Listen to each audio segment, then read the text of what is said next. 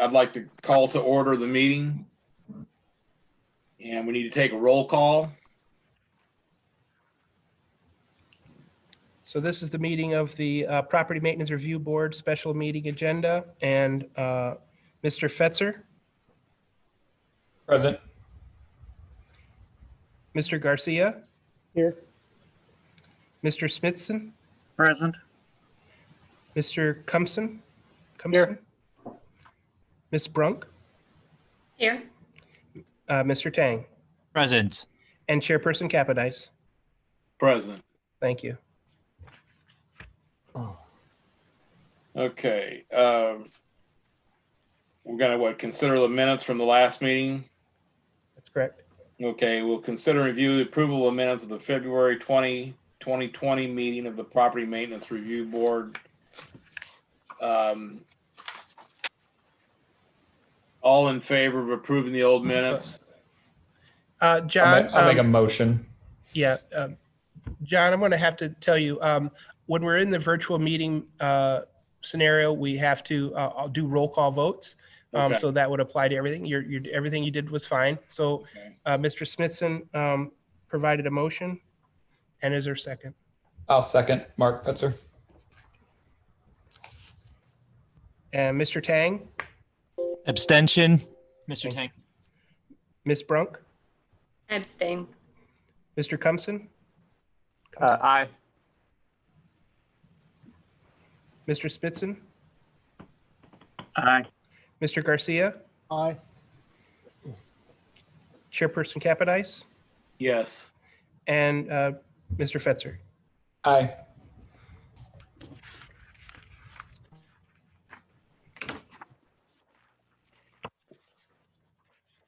Okay. Do we need to go on to old business then? Now we would go on to our regular agenda with the open the public hearing for the Property Maintenance Review Board. So this is the Property Maintenance Review Board case number 1 of 2020. This is a public hearing to review and action on proposed amendments to Chapter 45 of the Bloomington City Code related to the adoption of the 2018 edition of the International Property Maintenance Code. I'll just provide a general overview of the Property Maintenance Code and of Chapter 45 within the Municipal Code. For those who don't know me, I serve as a Community Development Director for the City of Bloomington. My retirement is pending for September 30th, so that title will go away here shortly. The City of Bloomington has had a model adoption of model building code since the mid-50s. And more recently, in February of 2014, the city adopted the International Code Council family of codes, including the 2012 International Property Maintenance Code. The Property Maintenance Review Board is responsible for making recommendations to the City Council related to the Property Maintenance Code, and specifically the Chapter 45 Property Maintenance Code. The Property Maintenance Codes or the International Family of Codes are published once every 3 years, and there are some changes that do occur in those Property Maintenance Codes. Those include minor modifications, significant changes, and the like. When we met back in January and February of last year, we at that time we went through and we discussed our needs for public outreach, our needs for making appropriate amendments to the code based on the anticipated changes from the adoption of the 2012 code to the 2015 code and the 2018 code, as well as establish a timeline. And for whatever reason, the city adopted the 2012 code in 2014, which is standard. You typically wait a year or two after it's published before you adopt. For whatever reason, the city did not adopt the 2015 code. And so it's been difficult for staff to track through the potential changes from the 2012 code to the 2015 code and now the 2018 code, more so in the building code side and less so on the property maintenance code side. So we did an extensive amount of research, and I think you'll find those identified changes or significant amendments to the property maintenance code included in those attached spreadsheets to your staff report. The other thing is that it was imperative that we do public outreach. And so over the last, mostly the last, I would say that we went out and did public presentations in March before the COVID-19 pandemic hit. And we reached out to the Bloomington Normal Area Realtors Association. We also reached out to the Illinois chapter, or the local chapter of the American Institute of Architects. We also reached out to the Home Builders Association. One of the other things that we did on behalf of the Property Maintenance Review Board was we sent out mailed notices to all landlords that are registered with the city. There were some 1,200 or thereabouts notices that were sent identifying the pending public hearing and the change from the 2012 Property Maintenance Code to the 2018 Property Maintenance Code. Through our research, there's not that many changes. It's essentially a status quo adoption of the 2018 code. The only thing that we're initially bringing up as far as our staff recommendation is taking gender-specific language out of our code, and we're making that recommendation that we change the reference to from chairman to chairperson within the Property Maintenance Review Board language. In the last public hearing before the Building Board of Appeals that was held earlier this evening, one of the participants identified comments related to demolition by neglect, and specifically related to historic preservation. And the concerns were that we were losing historic resources for failure of a property owner to identify and maintain properties. He had asked that those regulations related to demolition by neglect be strengthened. And I would probably turn to, I don't know, Katie, I don't know if you have access to Paul Charnet's comment sheet. I'll read it here. I'm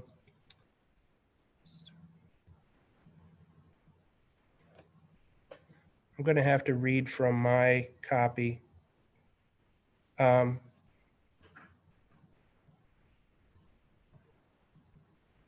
here. I was able to pull it up on the Oh, good. screen. So Paul had 3 comments, one of which was related to the Property Maintenance Review Board, and it scroll down just one more, Katie. He recognized that he had misidentified the 2018. He identified it as an existing building code. It actually is the property maintenance code. And it reads, as discussed in many conversations with the Historic Preservation Commission, we simply believe it is appropriate to consider language to enforce compliance with city codes related to demolition through neglect. Again, the reference to the existing building code rather than the property maintenance code has largely been a standard to the city, only those when a problem is presented. However, consistent neglect represents a larger challenge to our community. And I think in hearing discussions before the Historic Preservation Commission, they're oftentimes concerned about a historic resource in the community requiring demolition because there was a failure either to report it as a known violation, or because there was no, the landlord simply just has not the monies or the access to repair a structure. So we've lost several structures in the last couple of years related to that demolition by neglect, and he's asked for that. Unfortunately, he isn't here for that testimony, but we can make his submitted correspondence part of the record. I'd be happy to answer any questions that the board may have, and then we can open it up for public testimony. I know you mentioned that the changes were, it sounded like they're not very material or significant changes. Would you be able to highlight or recap maybe the top one or two changes that you do think are the most significant? Sure. So I guess I should probably explain a little bit better.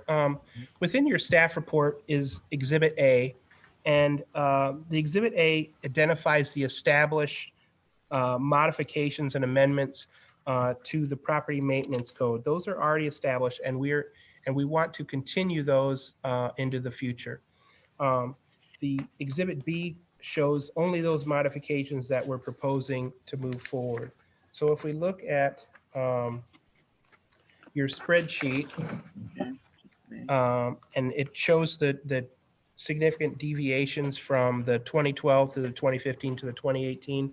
And I'm going to turn to Carrie Snedden to kind of identify the most significant change was a notification procedure related to the property owner and the agent. And if Carrie, can you elaborate on that a little bit? Sure. Yeah, like Bob mentioned, the biggest change was within section 100, 102 and 103 and 104 and 108 and 109. The direction that was given before was for notifications to basically just go to the owners themselves. They've identified the ability for us to also add authorized agent, which would be something along the lines of a property maintenance person, that property, management company of sorts. So that's probably the biggest change out of all of it. It gives that ability to notify that secondary person other than the owner themselves. It wouldn't eliminate notifying the owner. It would just be a secondary notification. And I think as part of our staff report, we weren't able to provide full building codes to the Building Board of Appeals, but we were able to provide you with a copy of the 2018 Property Maintenance Code, and it's relatively short. So you're going to see minimal changes to that. They're mostly administrative, and so that's really only minor administrative changes to the Property Maintenance Code from the 2018 to the 2015 and 2018. I would mention that probably the next biggest issue or change would be Chapter 7, the fire safety section. Basically, it was a complete rewrite from 2012 and even from 2015 as well. And it just, with the fire safety issues being adopted in the 2018, the 2018 Property Maintenance Code needed the ability to call out violations that needed maintenance. So it's a complete rewrite from the 2012, but it's all has to do with maintenance of those fire safety apparatus. Are the ones in red are the ones that are changed sections? Those were the changes, if we can scroll up. So the ones in blue are from the 2015 changes. So you went from the 2012, those are the changes from the 2012 to the 2015 code. And the ones in red are from the 2015 code to the 2018 code. And then outside of changes from the 2015 to the 2018 adoption of the IPMC code, are there administrative changes that are specific to just our city? Anything outside of the IPMCC changes? The only one we're suggesting for this year's adoption is adding the change to the Property Maintenance Review Board. And the last question, you mentioned there was outreach and there was a flyer. Is a copy of that flyer highlighting changes in here? I don't see it. No, there was no. Flyer or? So the flyer went out to roughly 1,200 landlords within the community. And that flyer specifically identified that they could go to the building code update website. Okay. And within that building code website, there was a copy of the changes to the IRC code. And then as part of the outreach, is there any appetite on the part of the city to present those changes in person at a McAllen meeting for the Landlord Association? We'd be happy to. I know that we've talked about that in the past. I don't know that I'd move forward on that once we had the COVID kind of thing, but okay. Even remotely, I mean, they've had Zoom meetings. I mean, even remotely. Yeah. We'd be happy to discuss that. Essentially where we're at right now is we're seeking a recommendation from the Property Maintenance Review Board this evening, if possible, Sure. for consideration by the city council for adoption of the 2018 property maintenance code on September 28th. Okay. And then implementation, I've always tried to adopt codes on the calendar year. And I think that still gives us from the end of September through the first of the year. So if there's something that just pops or blows that we weren't aware of, which in this particular code, I don't see any of that happening, we could still modify it before that. We can amend that ordinance before it goes into effect. But Carrie and I would be happy to provide that presentation, even after adoption. We typically, our department typically reaches out through the Home Builders Association at least once or twice a year. We'd be happy to do the same for the Landlord And I Association. know you've done it for a Realtor Association as well, which we appreciate, but I know the Landlord Association has asked in the past. And I think anytime we can partner with them and put the information directly in front of them, it just helps them to be accountable to those code changes. Yeah. What's unique about Mr. Garcia is actually in person tonight, so I'm staring. Sorry. I'm Yeah, I'm staring sorry. off into the stars. So, It looks weird on my camera because it looks like I'm being rude and I'm not paying attention, but I promise I am. Thank you for answering the questions. I appreciate you guys. I did have a quick question if you're ready. Sure. Yeah, so that comment that we received from an architect, correct me if I'm wrong, but the way I understood it is that they're upset that historic homes get marked on like a condemned list, and to that certain point that they have to be demoed because they're so far out of compliance and there's a neglectful owner, and that there's no opportunity for an individual within the town who wants to save that home and buy that home to actually buy it because it becomes transferred to community development for demo. Is that what they were kind of getting at in No, there? it's just the lack of. Katie, could you take off the anticipated changes to the code? And yeah, I'm not going to speak. I know Paul Charnett as the I believe he's the vice chair of the Historic Preservation Commission, and I've attend those meetings periodically. The real intent is that we've seen the loss of those resources, and so. One example was in White's Place. We had a turn of the century or prior to the turn of the century carriage house. No one in the neighborhood reported it as being derelict. It was in perfectly architecturally significant, historically significant. No one really reported it as a derelict property, and so therefore the enforcement efforts, which should have occurred 10 years prior, didn't occur until it was too late. And then we lose that historic resource. Now, that carriage house fell under the demolition review process, and the Historic Preservation Commission determined that it did have historic and architectural merit. And at that time, we went through a process of public hearings that the neighborhood could participate in. Ultimately, the cost of renovation outweighed its value. And I don't know that, I know that we've issued a demolition permit, I believe, but I don't know that it's been demolished as of yet. But there's other buildings throughout the community that neighbors don't report as being derelict, and they don't get logged as complaints, and then we can do enforcement. So I think Paul, in his comments, was looking for how do we strengthen this, whether it's a policy decision. It seemed like it was more of a policy decision.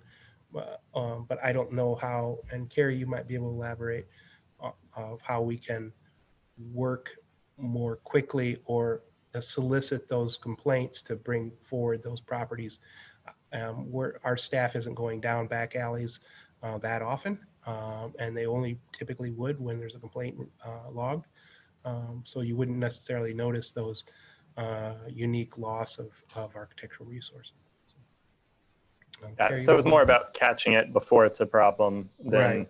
dealing with it once it's a problem. Right. Okay.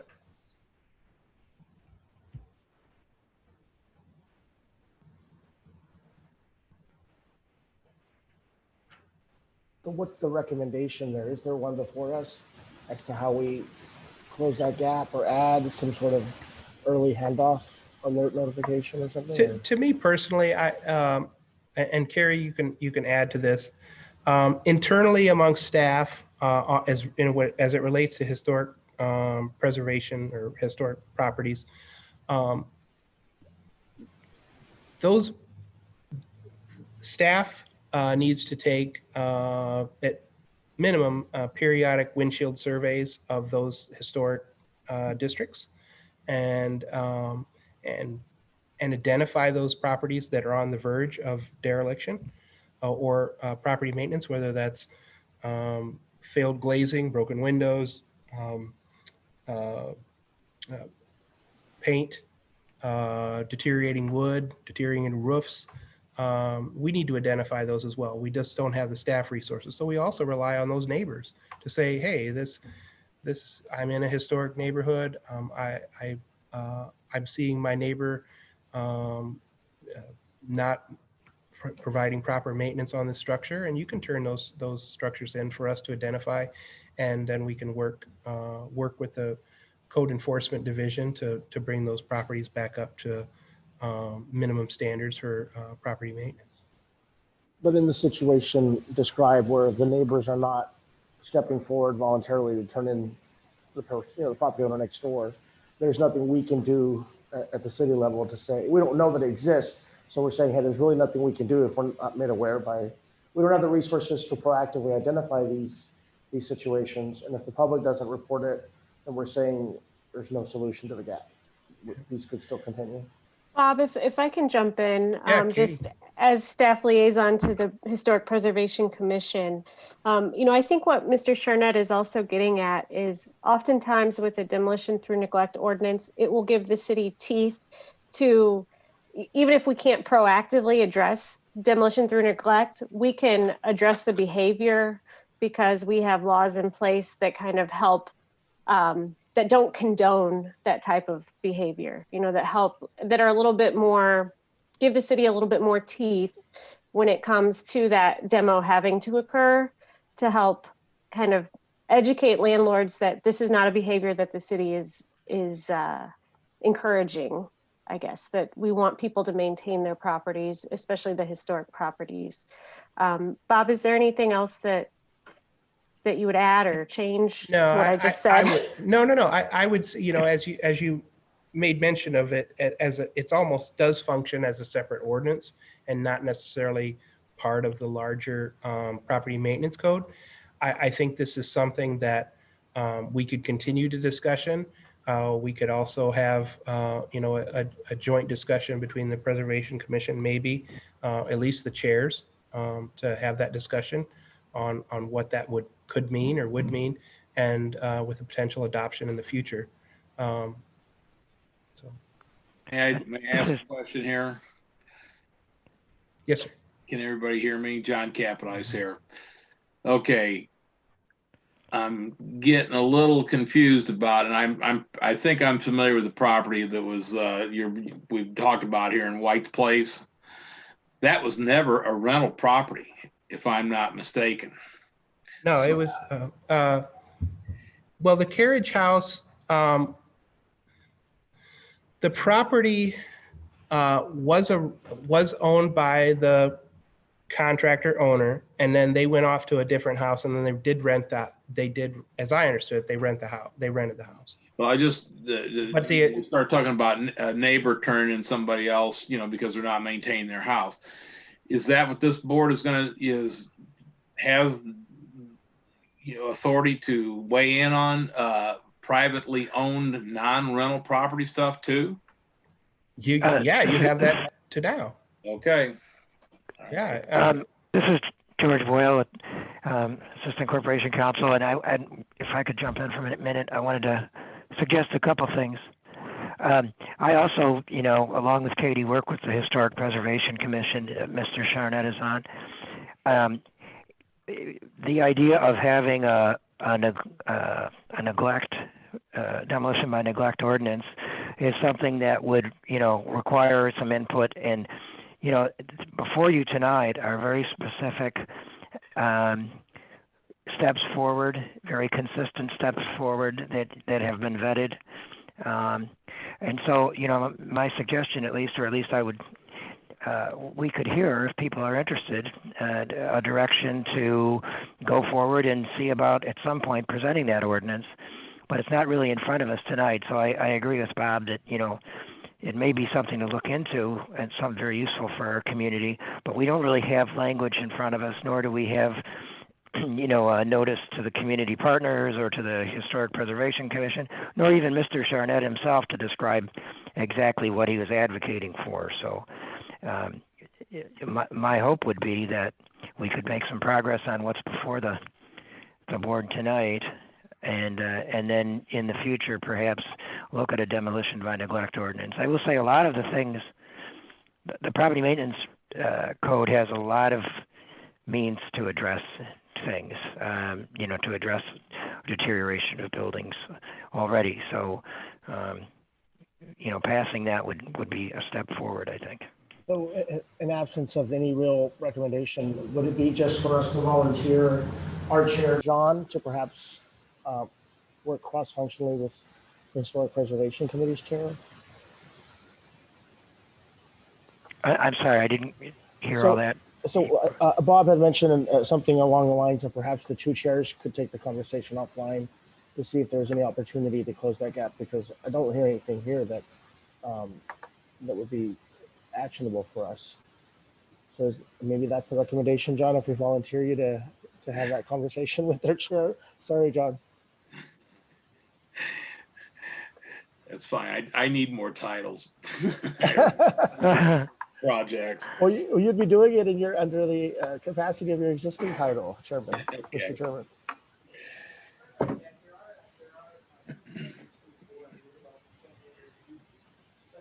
Bob, you're muted if you're talking to us. There are two new members on the Property Maintenance Review Board, and so they may not be fully aware of the extent of their recommendation powers before the city and their responsibilities. So the property maintenance code applies to all properties within the city of Bloomington, commercial, residential, rented, non-rented. So it can apply to a single family owner occupied dwelling who has a failing roof, who has broken windows. It doesn't just apply to rental properties. So the Property Maintenance Review Board or the Property Maintenance Code is extensive in that it applies to property, both exterior and interior property maintenance issues. We typically use the interior element under our rental inspection program, and we most often use the exterior elements of the Property Maintenance Code for all other properties. And Carrie, if you had any response to that. No, I agree completely. I mean, it's there's a as small as the book is, there is a lot of teeth to the property maintenance code. As far as being able to address many different things. I mean, just simply from grass to, as Bob mentioned, somebody a completely failing roof. There's I will say that it's written a little bit. It doesn't completely come out and is nearly as strong as maybe the building code is. And it's written that way for a reason. I mean, it gives you some latitude to move back and forth to be able to address those things in a short view and then bring in the other codes as necessary, the building code, the mechanical code and plumbing code and so forth. So there is a lot of teeth to the property maintenance code as far as being able to address all properties. Yeah. The other thing is that many of certainly our administrative judge and our circuit court judges are aware of the model building codes, and by adopting the model building codes, the standards are established to maintain our community character. So with that being said, the chairperson can ask for any other questions from the board to staff, and then we will have to open up the public hearing for any public testimony of those people who signed up and or are in the city council chambers fishbowl. Okay, is there any other questions from board members at this time? Okay, then let's move on to the public input.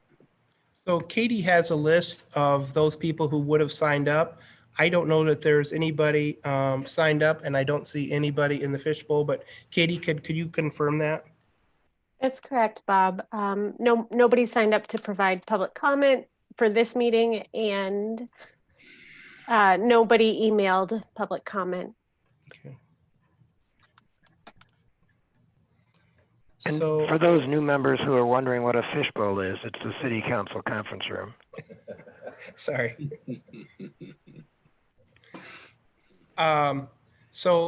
Typically it's 7:36. If there was no public testimony, either for or against the recommendations by city staff, we would probably look to have you close the public hearing and then deliberate on whether or not to move forward with a advisory recommendation to the city council on adoption of the 2018 International Property Maintenance Code, and specifically Exhibit A. George, you may want to add to that if you have to. No, I think you've got the sequence right there. We'd close the public hearing and then move on for either board comment or straight to a motion. Okay, I move we close the public hearing.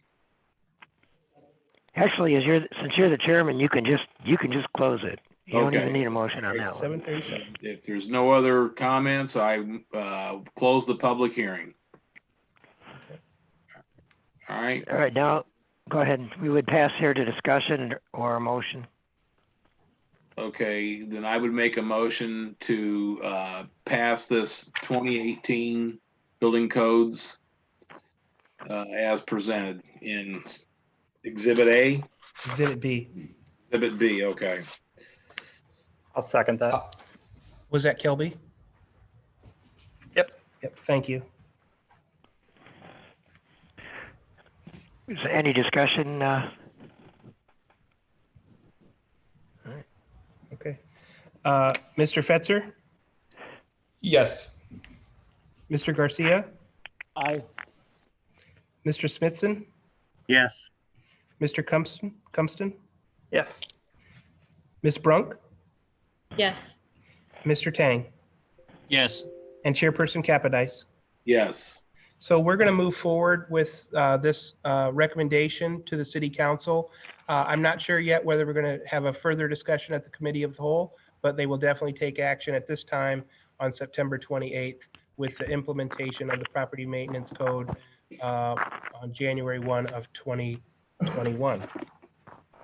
And we still have some agenda items pending.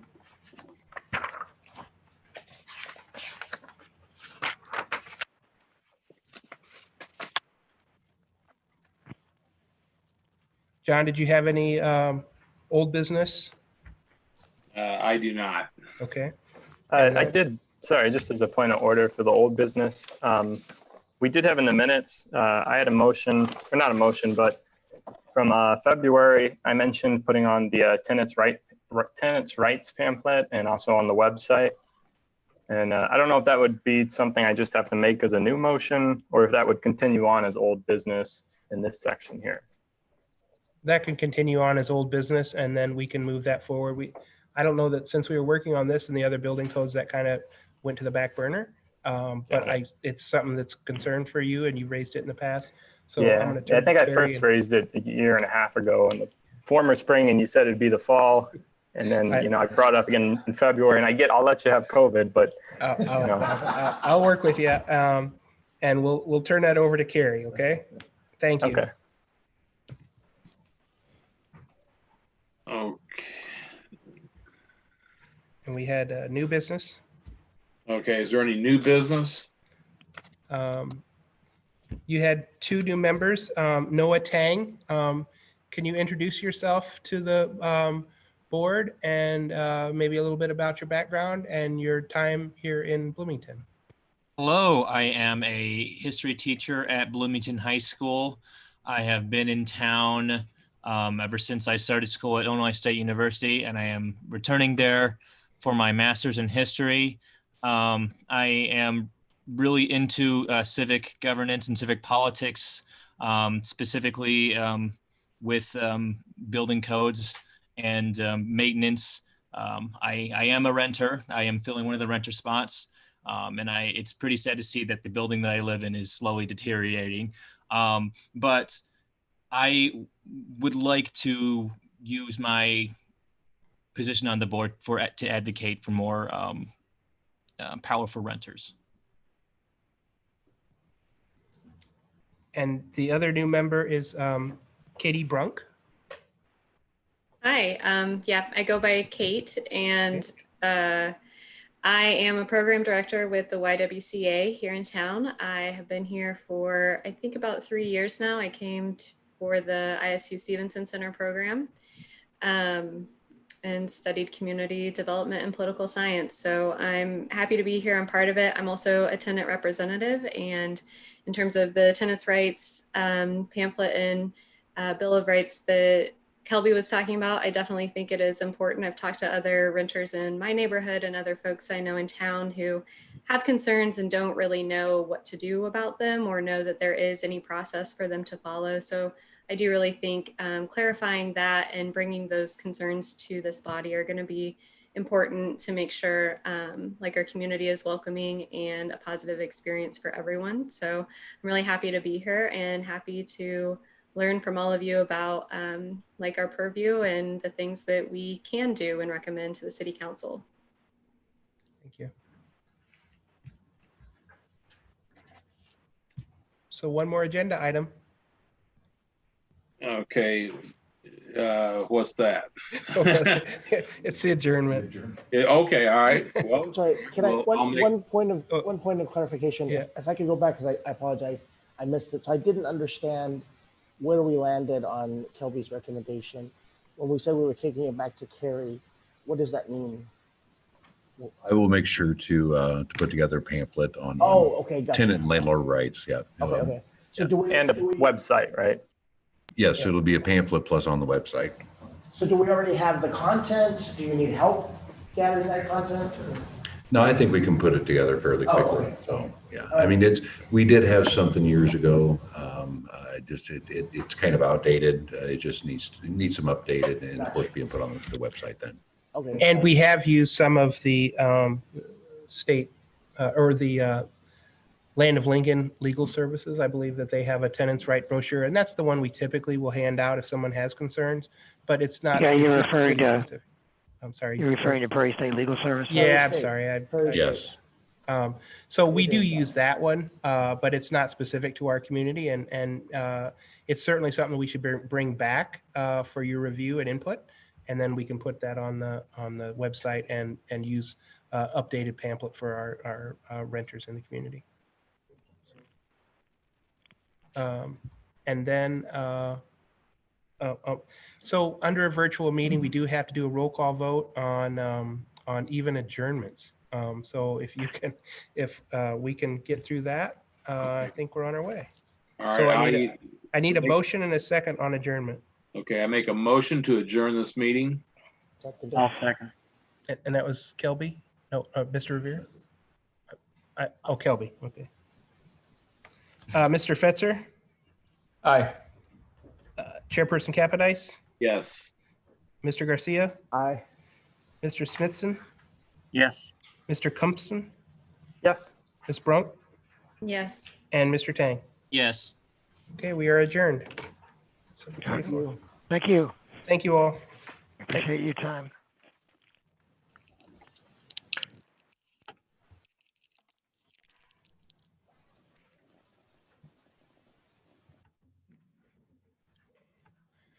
Thank you, Robert. I appreciate you.